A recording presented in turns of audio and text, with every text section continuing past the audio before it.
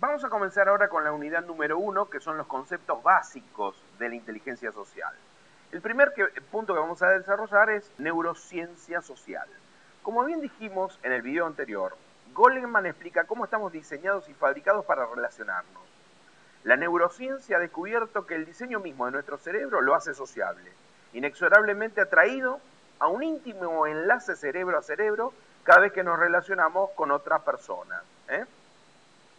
Estamos hechos para ser sociables. Esa es la conclusión básica. Pero aparte les voy a dar ahora unos puntos que desarrolló Goleman para poder entender un poquitito más la dinámica neurológica de las relaciones humanas, fundamentales como para saber y después desarrollar las actitudes necesarias para lograr controlarla mínimamente. Entonces, unos puntos que nos van a permitir una comprensión científica más aguda de la dinámica neurológica de las relaciones humanas son los siguientes.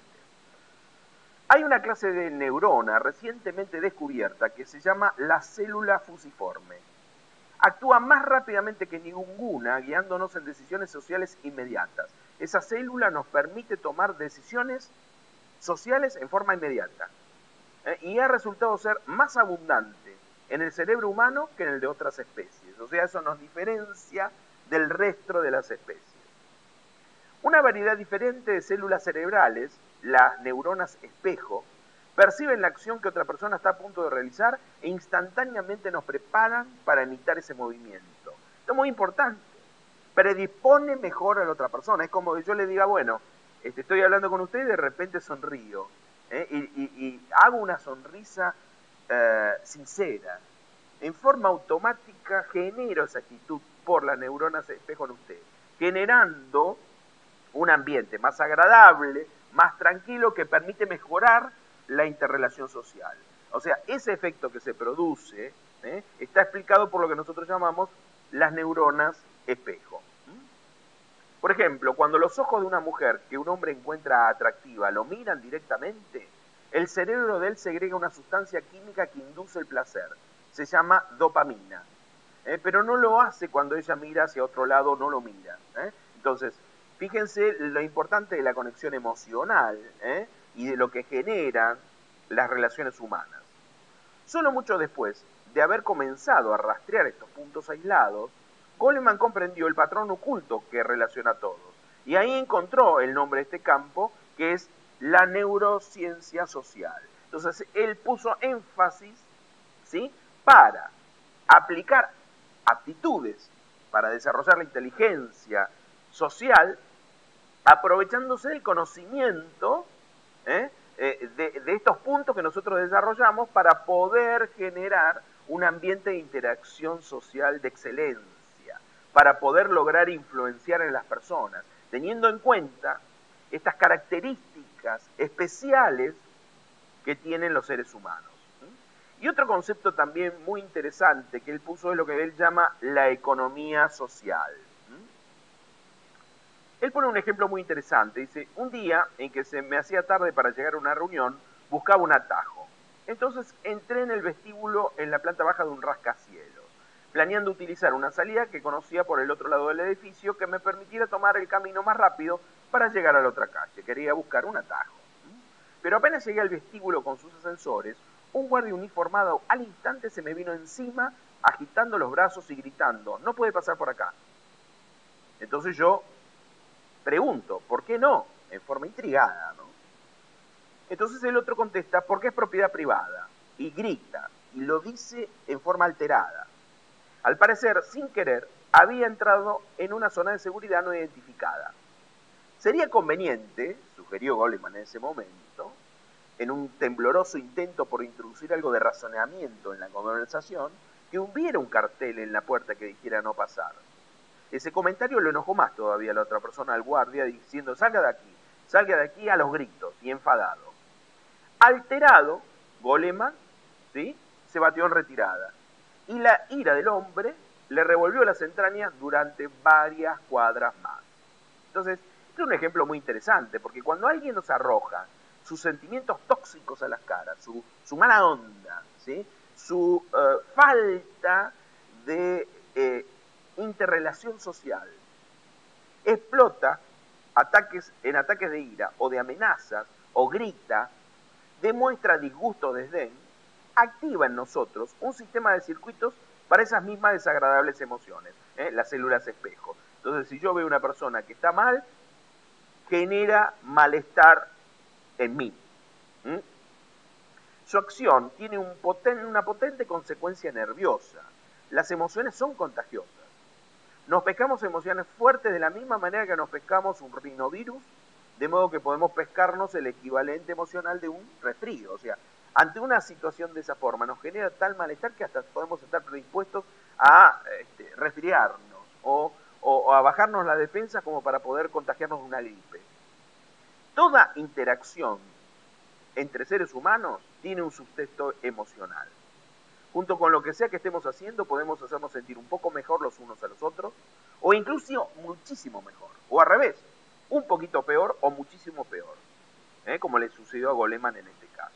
O sea, fíjense la importancia en la forma en que nos interrelacionamos, que podemos llegar a generar relaciones tóxicas que le generamos malestar al otro, poco o mucho, hasta pudiéndole llegar a generar un nivel de estrés que puede bajarle la defensa hasta poder lograr que se enfermen.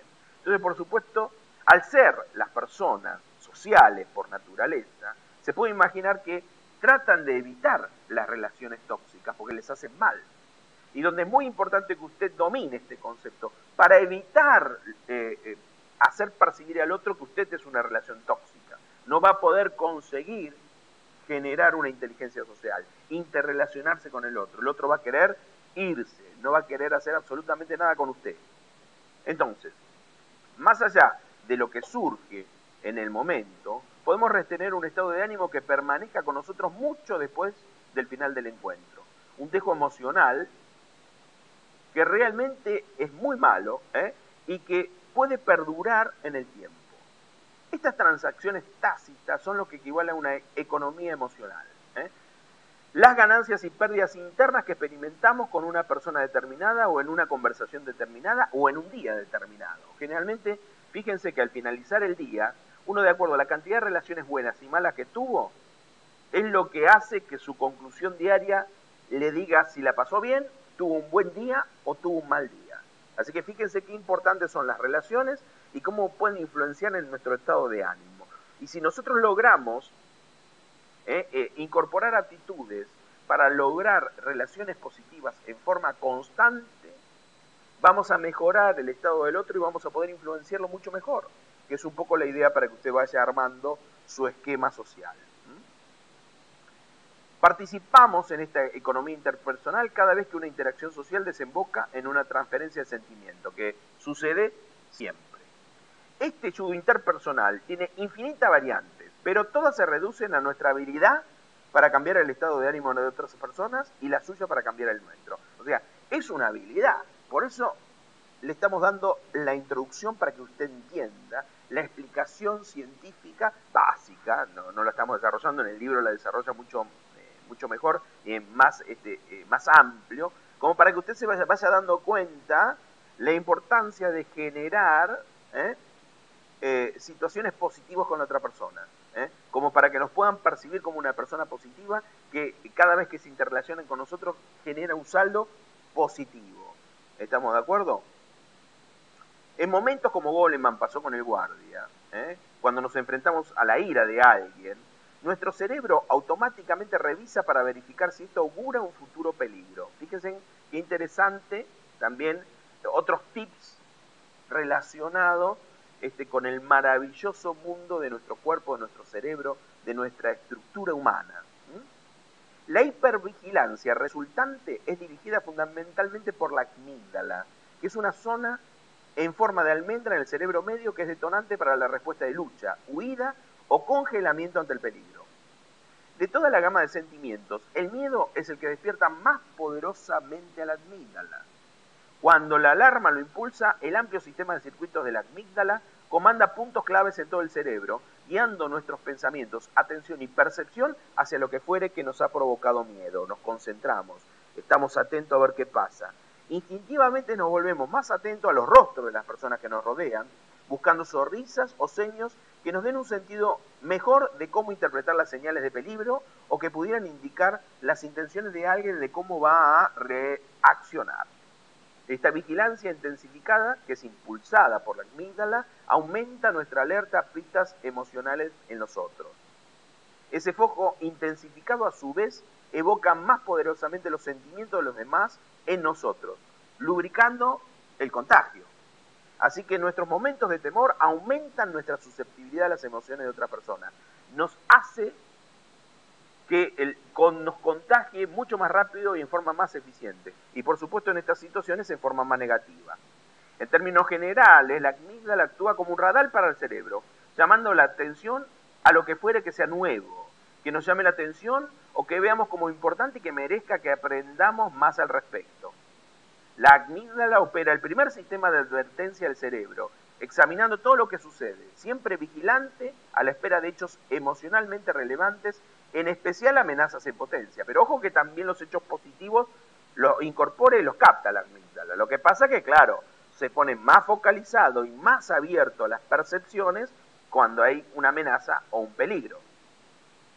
Si bien el papel de la amígdala como centinela y detonante ante situaciones de peligro es historia antigua para la neurociencia, lo que se ha descubierto recientemente es su papel social, como parte de una serie de sistemas nerviosos distribuidos para el contagio emocional. Entonces, ojo muchachos, la agresión, la posibilidad que la otra persona se sienta amenazada, hace que la amígdala detone en él y lo haga más perceptible. Entonces, las relaciones tóxicas se multiplican y generan peor sentimiento de alejamiento social.